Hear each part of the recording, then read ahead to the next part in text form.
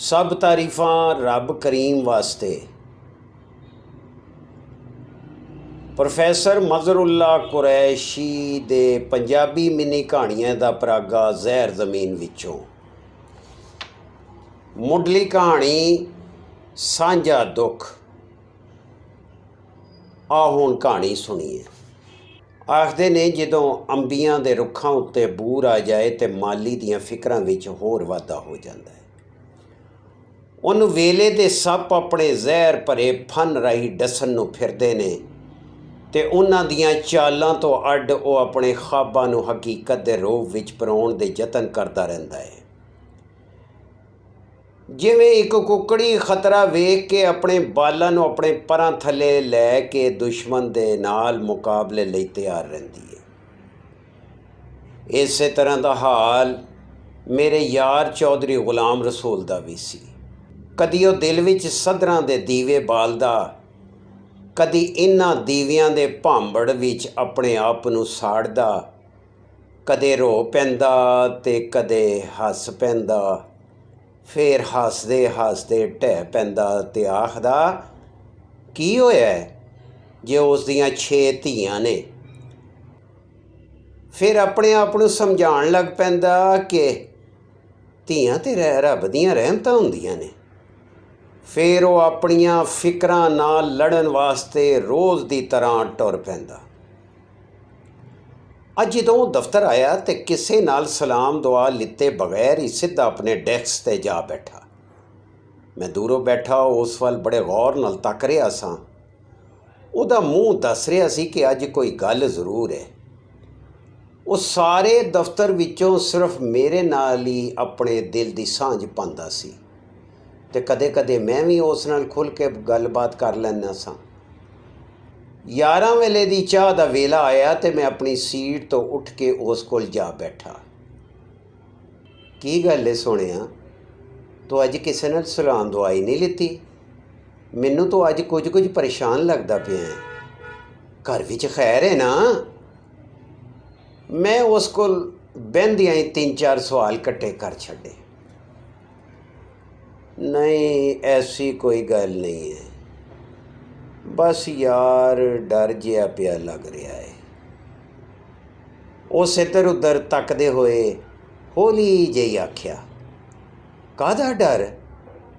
मैं पुछया तो उस मैनू अपने दिल का डर बड़े राज नाल दसना शुरू कर दिता, जिवें वो इहो ही चाहता सी कि कोई उस तो पुछे तो वो अपना दिल हौला करे। गल है वे यार, कल कुछ लोग मेरी वड्डी धी दे रिश्ते वास्ते आ रहे हैं। ये आख के वो चुप दे खूह विच जा डिगा। ये तो बड़ी खुशी की गल है। मैं खामोशी तोड़दे होया हस के आख्या, तेरी गल तो ठीक है, पर उसने पर ते इन्ना जोर दिता कि मैं कुछ परेशान जिहा हो गया। फिर वो बोलता रहा तो मैं कोल बैठा सुनता रहा। उन्हें रोण वाला मूँह बनाते हुए आख्या, मेरे कोल ते जेज़ वास्ते कुछ भी नहीं, कुछ भी तो नहीं।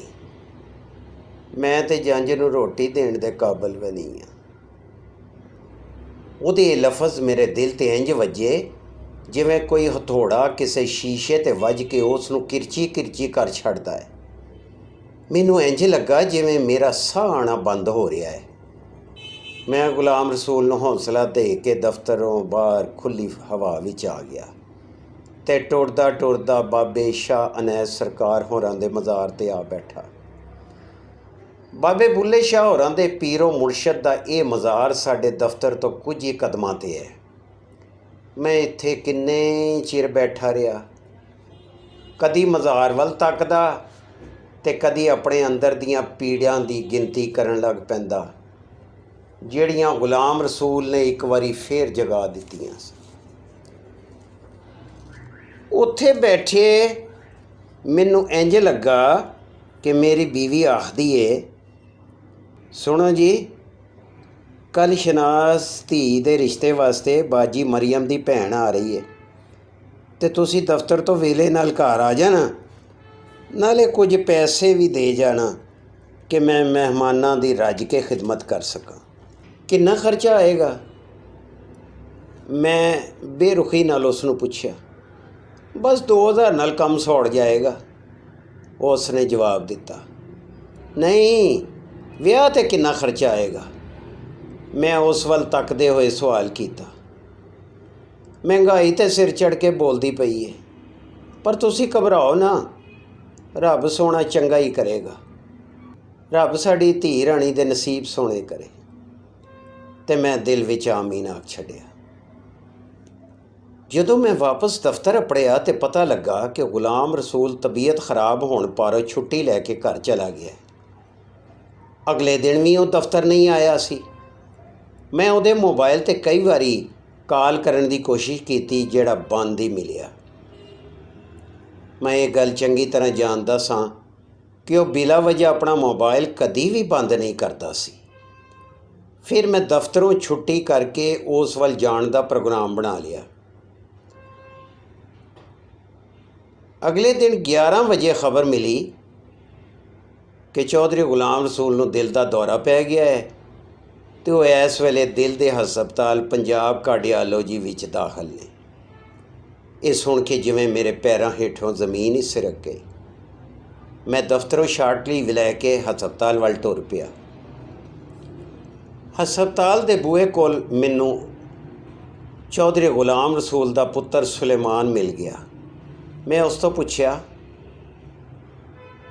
ਕੀ ਹਾਲ ਹੈ ਤੇਰੇ ਅੱਬੇ ਦਾ ਹੁਣ? ਅੱਗੇ ਨਾਲੋਂ ਬਿਹਤਰ ਨੇ ਅੱਬਾ ਜੀ, ਉਸ ਮੈਨੂੰ ਦੱਸਿਆ। ਚੰਗਾ ਪੁੱਤਰ, ਮੈਂ ਉਸ ਨੂੰ ਵੇਖ ਕੇ ਆਉਂਦਾ ਵਾਂ, ਮੈਂ ਆਖਿਆ। ਡਾਕਟਰਾਂ ਨੇ ਮਿਲਣ ਤੋਂ ਮਨ੍ਹਾ ਕੀਤਾ ਹੋਇਆ ਚਾਚਾ ਜੀ, ਉਸ ਮੈਨੂੰ ਇਤਲਾਨ ਦੱਸਿਆ। ਚੰਗਾ ਫਿਰ ਮੈਂ ਉਸ ਸਾਹਮਣੇ ਥੜੇ 'ਤੇ ਬੈਠਾ। ਕਿਸੇ ਸ਼ੈ ਦੀ ਲੋੜ ਪਵੇ ਤਾਂ ਮੈਨੂੰ ਜ਼ਰੂਰ ਦੱਸੀ ਪੁੱਤਰ, ਮੈਂ ਤੇਰਾ ਚਾਚਾ ਲੱਗਦਾ ਹਾਂ। ਉਹ ਮੇਰੀ ਗੱਲ ਸੁਣ ਕੇ ਕੁਝ ਨਾ ਬੋਲਿਆ, ਪਰ ਖਾਮੋਸ਼ ਨਜ਼ਰਾਂ ਨਾਲ ਮੈਨੂੰ ਮੁਤਮਈਨ ਜ਼ਰੂਰ ਕਰ ਗਿਆ ਅਤੇ ਮੈਂ ਸਾਹਮਣੇ ਥੜੇ ਵੱਲ ਟੁਰ ਪਿਆ। ਅਜੇ ਮੈਂ ਥੜੇ 'ਤੇ ਚੰਗੀ ਤਰ੍ਹਾਂ ਬੈਠਾ ਹੀ ਨਹੀਂ ਸਾਂ ਕਿ ਗੁਲਾਮ ਰਸੂਲ ਦੀ ਵੱਡੀ ਧੀ ਦੌੜਦੀ ਹੋਈ ਹਸਪਤਾਲ ਦੇ ਅੰਦਰੋਂ ਬਾਹਰ ਆਈ ਅਤੇ ਨੱਸ ਕੇ ਆਪਣੇ ਭਰਾ ਨਾਲ ਲੱਗ ਕੇ ਉੱਚੀ ਉੱਚੀ ਰੋਣ ਲੱਗ ਪਈ। ਉਹਨੂੰ ਪੁੱਛਦਾ, ਕੀ ਹੋਇਆ ਹੈ, ਦੱਸਦੀ ਕਿਉਂ ਨਹੀਂ? ਫਿਰ ਦੋਵੇਂ ਭੈਣ ਭਰਾ ਰੋਂਦੇ ਕੁਰਲਾਉਂਦੇ ਹਸਪਤਾਲ ਦੇ ਅੰਦਰ ਚਲੇ ਗਏ। ਮੈਂ ਸਮਝ ਗਿਆ ਕਿ ਚੌਧਰੀ ਗੁਲਾਮ ਰਸੂਲ ਹੁਣ ਇਸ ਦੁਨੀਆ ਵਿੱਚ ਨਹੀਂ ਰਿਹਾ। ਉਸ ਨੂੰ ਜ਼ਮਾਨੇ ਦੀਆਂ ਰਸਮਾਂ ਰਿਵਾਜ਼ਾਂ ਦਾ ਸੱਪ ਖਾ ਗਿਆ। ਮੈਨੂੰ ਇਹ ਗੱਲ ਕਿਸੇ ਕੋਲੋਂ ਪੁੱਛਣ ਦੀ ਲੋੜ ਵੀ ਨਹੀਂ ਸੀ ਕਿ ਗੁਲਾਮ ਰਸੂਲ ਨੂੰ ਕਿਵੇਂ ਅਤੇ ਕਦੋਂ ਦਿਲ ਦਾ ਹਮਲਾ ਹੋਇਆ, ਅਤੇ ਨਾ ਹੀ ਇਹ ਪੁੱਛਣ ਦੀ ਲੋੜ ਸੀ ਕਿ ਉਹਦੀ ਧੀ ਦੇ ਰਿਸ਼ਤੇ ਲਈ ਆਉਣ ਵਾਲਿਆਂ ਨੇ ਉਸ ਕੋਲੋਂ ਜਹੇਜ਼ ਦੀ ਭਰਵੀਂ ਡਿਮਾਂਡ ਕਿਉਂ ਕੀਤੀ ਸੀ, ਜਦੋਂ ਕਿ ਮੇਰੇ ਯਾਰ ਕੋਲ ਤੇ ਜੱਜ ਨੂੰ ਰੋਟੀ ਖਵਾਉਣ ਦੀ ਵੀ ਤਾਕਤ ਨਹੀਂ ਸੀ। ਜਹੇਜ਼ ਤੇ ਬੜੀ ਦੂਰ ਦੀ ਗੱਲ ਹੈ। ਫਿਰ ਮੈਂ ਬੇਕਾਬੂ ਹੋ ਗਿਆ ਤੇ ਥੜੇ ਤੇ ਬੈਠਾ ਟਾਰਾ ਮਾਰ ਕੇ ਰੋਣ ਲੱਗ ਪਿਆ ਤੇ ਆਪਣੇ ਇਹ ਸ਼ੇਰ ਗਾਉਣ ਲੱਗ ਪਿਆ। ਖੁਸ਼ੀਆਂ ਸਦਰਾਂ ਬਖਤ ਦਿਲੀ ਪੀ ਗਿਆ ਵੈਰੀ ਕੋਈ ਡੀਕ, ਕੁੱਪ ਹਨੇਰਾ ਪਾ ਗਿਆ ਇੱਥੇ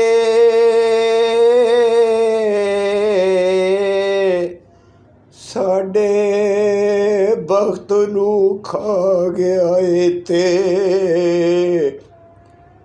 ਕਿਉਂ ਜੇ ਮੇਰਾ ਤੇ ਮੇਰੇ ਯਾਰ ਚੌਧਰੀ ਗੁਲਾਮ ਰਸੂਲ ਦਾ ਦੁੱਖ ਸਾਂਝਾ ਸੀ। ਮੁਹਤਰਮ ਨਾਜ਼ਰੀਨ, ਜੇ ਤੁਹਾਨੂੰ ਸਾਡੀ ਇਹ ਛੋਟੀ ਜਿਹੀ ਕਾਵਿਸ਼ ਪਸੰਦ ਆਵੇ ਤੇ ਸਾਡੇ ਚੈਨਲ PFG ਨਿਊਜ਼ ਨੂੰ ਸਬਸਕ੍ਰਾਈਬ ਤੇ ਲਾਈਕ ਜ਼ਰੂਰ ਕਰ ਦੇਣਾ। ਅੱਲਾ ਬੇਲੀ।